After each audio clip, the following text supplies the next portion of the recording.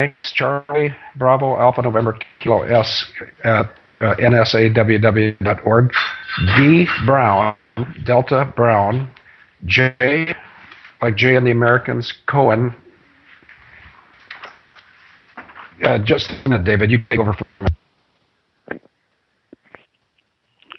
Okay, so yeah, we're trying to find out when Christine Marcy dropped out of sight on the National Security Associates Worldwide website.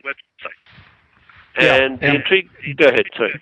David, I'll handle that. Somebody walked into the shop, and I had the camera behind my back, and whoever it was that walked into the shop, if they're normal people, meaning if they're not the chiseled warriors that Abel Danger it proliferates with, sometimes people don't want their image, whether it's a live image that's right in your face, or if it's a image that's out there on the internet somewhere. Some people don't want their image broadcast around the world. That's exactly how we got into this mess, by people that know something is wrong, being timid. And there's going to be a scriptural quote put up right now that either comes from 1 or 2 Timothy, and it says, I did not give you a spirit of timidity, not Timothy, but timidity. In other words, God does not call us to be fearful. God calls us to trust him and be effective and lethal and strategic and tactical and victorious, and we're all those things. But your question was, when did Bruce McConnell call me up and request that I lay off himself and my sister because it might cost them both financially? And this guy, who, in fact, maybe Craig Peterson can find the most ghoulish picture, and that's ghoulish, not goulash. Goulash is one of our agents over in the United Kingdom. Ghoulish describes the Pope's appearance, Prince Ferdinand's appearance, and also Bruce McConnell's appearance. It's the image of evil.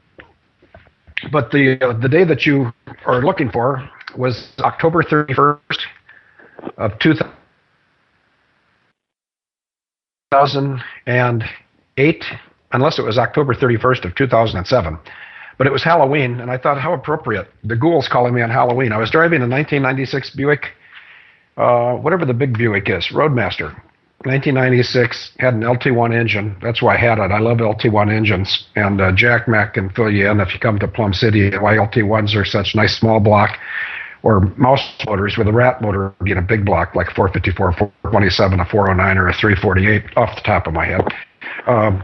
Anyway, Weasel Face, that's Bruce McConnell. I don't want to say his name Bruce McConnell because it might cost him financially, so I'll say Fairface called me on the afternoon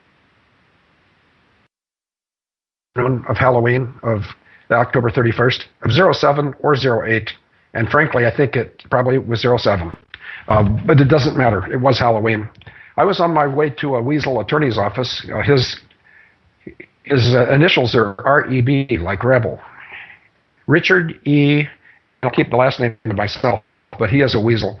I was going over to his office about 50 miles away, 50 miles east of Fargo, in Henning, Henning, Minnesota, and I anticipate that Craig Peterson is about ready to put up some link to Henning, Henning, Minnesota, because there certainly can't be 2 Weasel attorneys in the same town, that small town that size. But while I was driving over there, Bruce called me. No, it's not Bruce. Bruce isn't quite that good looking. That's Gabrielle Taylor.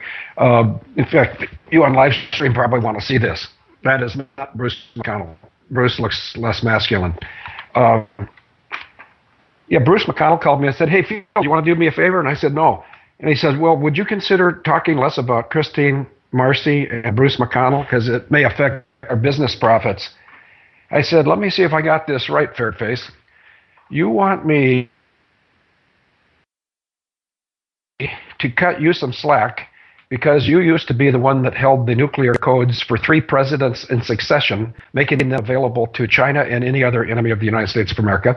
And you want me to protect my sister, who I didn't choose, and as well as she didn't choose me. However, you want me to protect your business interest while you're trying to sell out the United States by being friendly with China, by helping Bill Clinton give our military military advantages to China, which never happened, even though there's some in the military that think it could have or did. In both cases, wrong. I said, and you want me to do that, take care of your special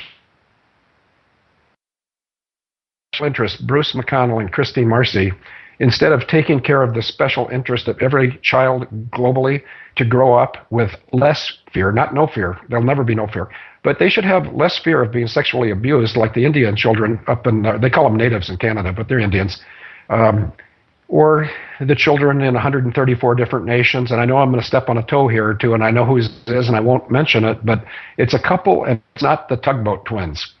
In fact, just so that they know for sure I'm talking about them in a favorable and respectful way, I'll call them deltas. That's like DD, which of course that brings up 40 DD or 44 DD, which is the Abel Danger cup size. But we don't have time for that now. We're scaring bad guys instead of talking about lingerie. So I told Bruce McConnell that he could stick it where the sun doesn't shine, because I'm here to protect people that they have no advocate, they have no protector, they think they have no one that takes pity on them and has compassion for them, because they're serially abused by adults who are evil.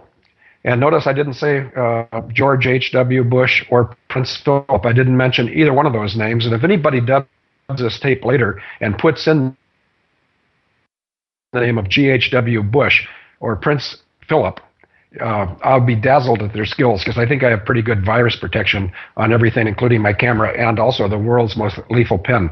So David, Bruce McConnell and my sister were making so much money in Halloween of 07 or 08 by selling out America's future, by selling out America's children. And I'm not nationalistic or jingoistic. I want the children in Rwanda, Nepal, Vietnam, Thailand, Panama, Mali, M-A-L-Y, oops, M-A-L-I. I was thinking about Mali's, which is 2 blocks down there. I demand that the Obamas and their child-killing, organ harvesting, false flag producing, Homeland Security EEP, that's HSEEP, think of horseshit seeping out of a loose net. That's what's happening to the Obama cabal.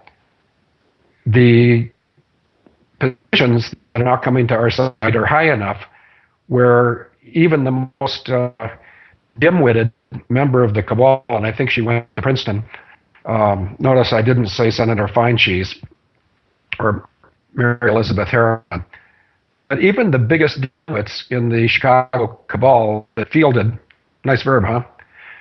Barry Soetoro, Punahou 69, well, somebody else is going to field him back. And David, earlier some people asked if we were going to go on past 2, and I don't have my glasses on, but for those live streamers out there, you can see that I just put my glasses on and notice it's 2:19. So what do you think about staying on for another 11 minutes, and then let me go get back to writing chapter 11 and cleaning my driveway up? Thanks for the picture of Bruce McConnell, Craig. Okay, Fiat. Yeah, so I'm just about to publish, in case people doubt us, exactly what Michelle Obama's attitude to partial birth abortion is. And so strategically, she understands in order to maintain a bureaucracy in a state of total obedience, then the senior people in that bureaucracy, and I'm thinking of the Senior Executive Service set up by your sister in 1979, they have to be shocked by terror into not questioning any order they get, including an attempt to overthrow the government of the United States, the elected government of the United States. So you can see that this note from Michelle Obama, its idea is to provoke the public into supporting a ridiculous little husband and run or sponsor this pro-choice. Now, let me just hypothetically talk about a woman who's been moving through your prisons, your sister's prison medical program, and the Justice, Prison, and Alien Transportation System, and probably or possibly come into contact with the lesbian pedophile Janet Reno. Well, you've got a woman who's probably extraordinarily frightened. She may face deportation or detention in a jail where she would be assaulted. she's got 5 children and another one on the way. Well, under the moral code of the Obamas, she might be able to work her way out of that situation with a decent amount of money and perhaps a green card and the right to stay in the United States. So I imagine that the Obamas of the world in Chicago and Valerie Jarrett would argue that Christine could discharge her responsibilities to the pedophile elite by arranging for the woman to be flown to Chicago, I believe it's O'Hare Airport, by JPATS, driven into the University of Chicago Hospital register to submit to a late-term abortion, where on the payroll of the University of Chicago hospitals for $315,000 a year is the former Vice President of Community Relations, Michelle LaVaughn Robinson, better known as Michelle Obama. So the woman is wheeled in to the operating theater, where she's attended by a team of thoroughly nice nurses, anesthetists, doctors, and surgeons. And she's processed through a late-term abortion. And I don't want to go into the sordid details, but if there were people in that audience who witnessed what was done to that child, well, first of all, unless they're totally hardened, I think their lives would have been changed forever. I believe that women who submit to an abortion, particularly in a late state, are extraordinarily prone to depression, sometimes suicide, because, of course, they've betrayed probably the most important trust that most children can rely on, which is the trust of their mother, because they're totally dependent.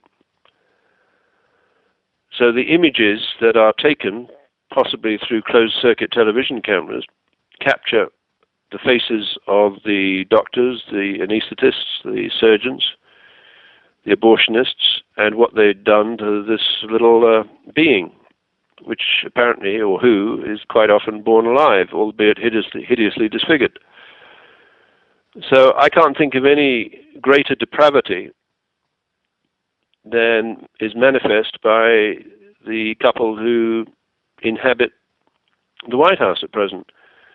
So going back to Machiavelli, these people have to be destroyed, because a man or a woman can avenge small injuries but not fatal ones.